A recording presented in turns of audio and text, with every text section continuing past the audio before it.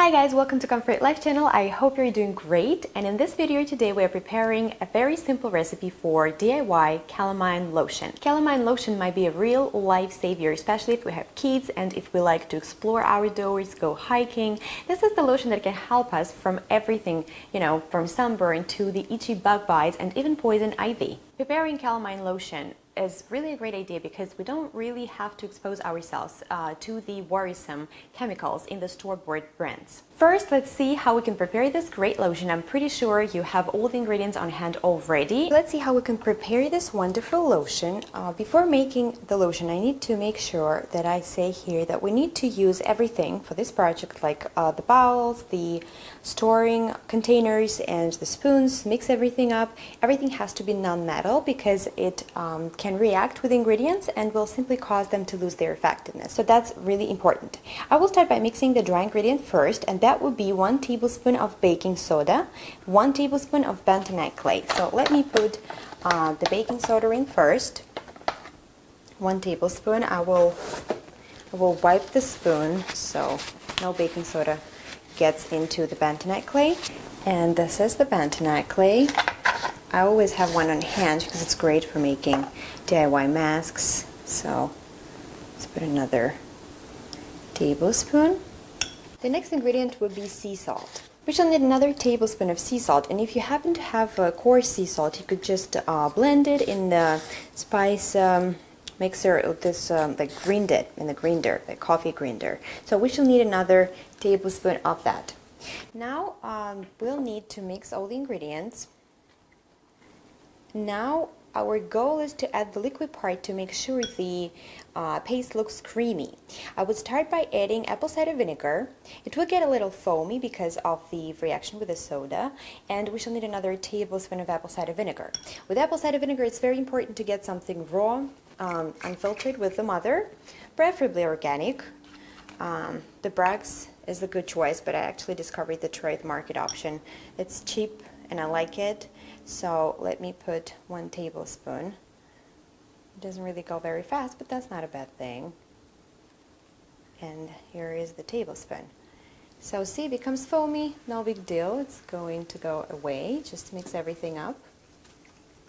And now I'm going to add a little bit of water to make sure we do have the paste creamy. I'm saying a little bit because I cannot really say how much. You just need to really eye it and see. I would just say I start with half a teaspoon, just a little bit. If you happen to add too much water, let's say your paste is too runny, just add in equal parts more dry ingredients here. So this is it. See, I believe it's a great consistency. It is really creamy paste, easy to apply. Now I'm going to add the essential oil. The oil of my choice today is lavender essential oil, and I'm going to use 15 drops of that. I'm using lavender because it is safe to use it for kids. If you get, I get the plant therapy one, it's kid safe. It's even labeled on the bottle. So let me count 15 drops. 1, 2, 3, 4, 5, 8, 9, 10, 11, 12, 13, 14, and the last drop. So this is it. You mix it up a little. Well, oil will also add some liquid to it.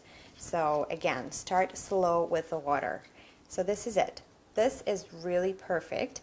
And a few words I need to add here. There are recipes of the pink lotion, calamine lotion. If you wanted pink, you can add just a few teaspoons, like a couple of pink kaolin clay to the mix.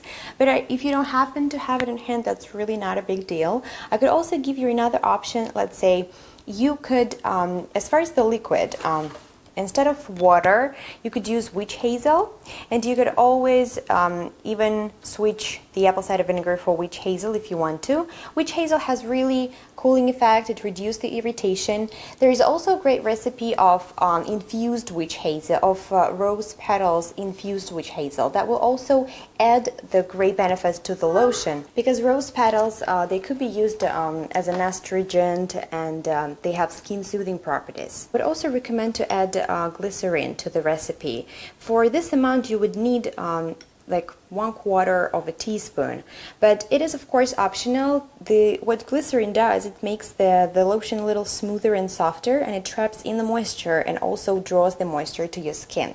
So you could consider that as a great option as well. And I just want to show you, because it looks like this lotion will never really get absorbed in your skin. But let me put a little bit here. Let's say I had a burn or a bite here. See? It's good. It's really soaks into your skin. Doesn't get you any uncomfortable feeling. Here we are with this easy calamine lotion. I need to say that if you store it in the refrigerator, it would keep up to a week, and I normally transfer it to the glass container like this, you know, the glass container with the lid. Don't forget that you need everything to be non-metal for this recipe. And I would say that it is a lot easier to just keep the dry ingredients in the jar already, and then whenever you need this lotion, you just add a little bit of witch hazel or water to make it a creamy paste.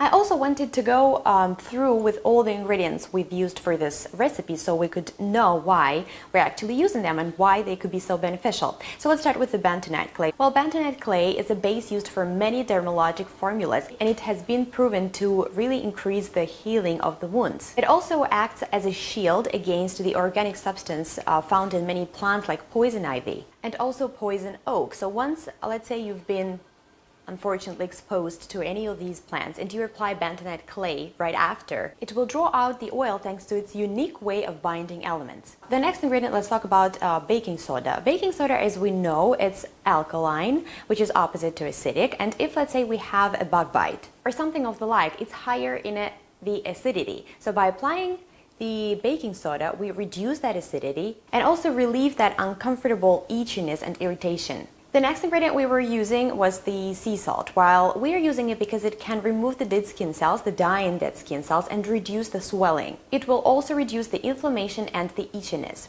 We've been using the essential oil. I used a lavender, but it's not really limited to use lavender. You can also use chamomile essential oil, tea tree essential oil, eucalyptus essential oil, or even do a mix of them. All of them are really great to soothe the inflamed skin and reduce the itchiness. We were using apple cider vinegar because it also helps to normalize the pH balance of our skin, and it also reduces the redness, the swelling, and the inflammation.